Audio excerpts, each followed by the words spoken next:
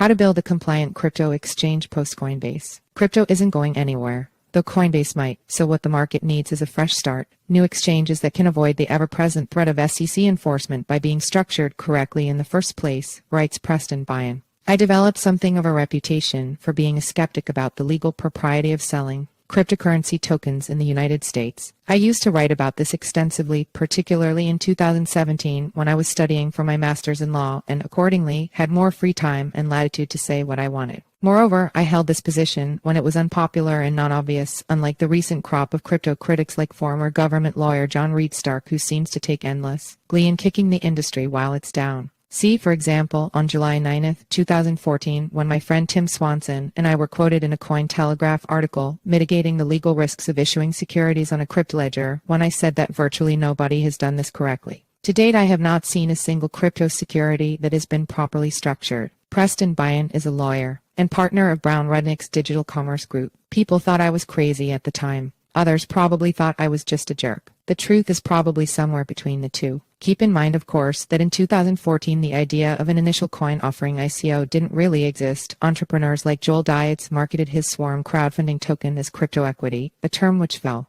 into disfavor by more sophisticated projects like Ethereum, which, only a month after I was quoted in the CoinTelegraph article, launched its ICO. But even that wasn't called an ICO. That, presumably per whatever advice was given to Joe Lubin by his lawyers, was a sale of crypto fuel for the Ethereum network, or as the New York Attorney General alleged in its recent lawsuit against KuCoin, a security. Ethereum subsequently exploded in 2017, and with it came 1,000 imitators and other variations just like it. U.S.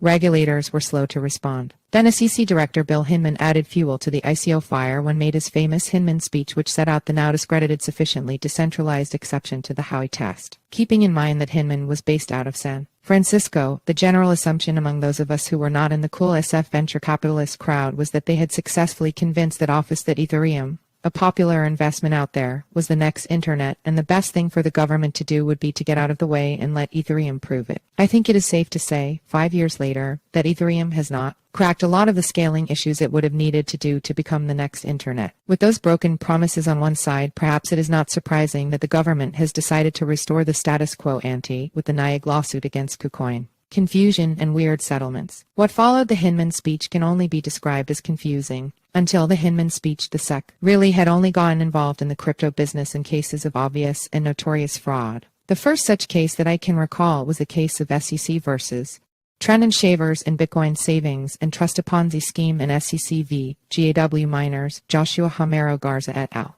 Another Ponzi scheme involving the sale of mining contracts and a $20 stablecoin called Paycoin. In terms of non-fraud enforcement, the SEC started to bring its first set of enforcement actions, announced by way of settlements with a number of coin-related projects in late 2018, only months after the Hinman speech was published. The first such settlement with a founder of Early Decentralized Exchange, or DEX, Ether Delta, was announced on November 8, 2018. The SEC claimed that DX was operating an unregistered exchange, which necessarily implied that the SEC took the view that some of the assets on Ether Delta, being Ether and ERC20s, were securities. 10 days later, the SEC announced its first settlements with two otherwise completely unmemorable ICO issues, Airfox and Paragon. Both respondents agreed to register their tokens as securities, which does not appear to have happened as far as I can tell. What followed over the next year was a range of weird settlements which failed to serve as a deterrent to further ICO issuance being conducted at the same time as a bunch of weird transactions which tried to pretzel their way into compliance with the non-guidance issued by Bill Hinman.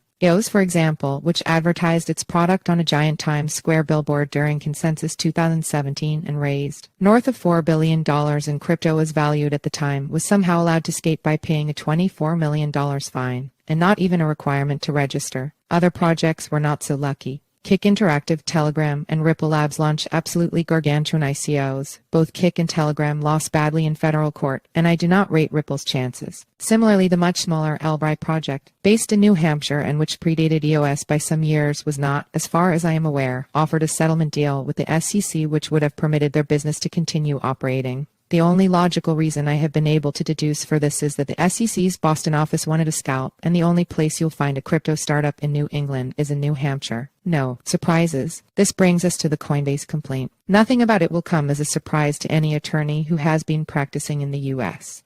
After 2018, The charges alleged are numerous. The SEC accuses Coinbase of violating the registration requirement of the Securities Act of 1933 in relation to its custodial staking offering. It also charges Coinbase with violating the Exchange Act's registration requirements, which require anyone effecting transactions in securities to register and be supervised by the Commission. Furthermore, Coinbase is charged with operating as an unregistered broker-dealer and with operating as an unregistered clearing agency, being any person who acts as an intermediary in making payments or deliveries or both in connection with transactions in securities or provides facilities for comparison of data respecting the terms of settlement of securities transactions. I am not going to bore you by quoting chapter and verse on broker-dealer registration requirements. I also won't go into a detailed Howey analysis on many of the coins mentioned in the complaint, including Solana, ADA, Matic, Filecoin, Sand, Axe, CHC, Flow, Ike, Near, VGX, Dash, and Nixo. The important thing here is that the SEC is seeking, as a remedy, a permanent injunction against Coinbase from operating an unlicensed exchange. If they can get one of the tokens to stick and win at trial, they may be able to shut down Coinbase's core business completely. What did surprise me is that it took this long. Back in 2017, I hypothesized that one day there would come an event, one I referred to as when law enforcement would launch something akin to simultaneous dawn raids at the major exchanges and the homes and offices of the major ICO promoters, with a variety of agencies in a variety of countries coordinating their activities. It's hard to tell whether we're at the beginning of a process that extensive, but if the SEC is going after Coinbase, no one in Coinbase's business is safe.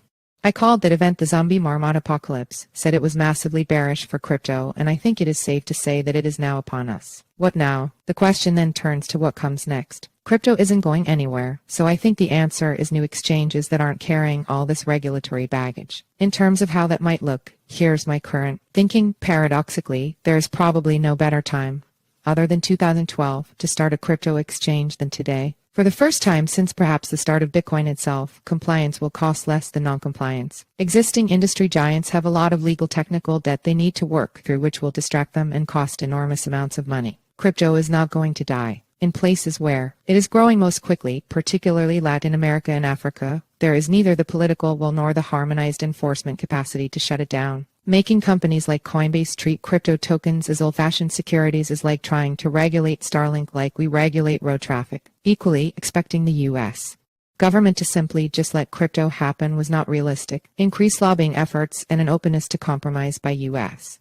crypto giants will result in a middle path in the U.S., which will regularize crypto business within the next 5 years, if not sooner. The companies that will succeed will have a growth strategy which doesn't include the United States, and will then need to be ready to move to the United States on hair-trigger alert once regulations are favorable, or, in the alternative, they'll need to develop a subsidiary that operates like INX and gets the appropriate regulatory approvals. I suspect that regulations will eventually loosen up so that companies like INX can operate more like companies like Coinbase and Gemini do today. To achieve scale, startups will need to build a toehold in countries with substantial populations of English-speaking crypto users that don't ban ICOs and permit exchanges to trade spot crypto without regulating them as broker-dealers or clearing agencies. The only G20 country I can think of that satisfies these criteria is the United Kingdom. The UK should be used as a launching point to access English-speaking Africa and India, while the US gets its act together and likely has a change in presidential administrations to one that doesn't want to completely eliminate avenues of escape from the dollar. So,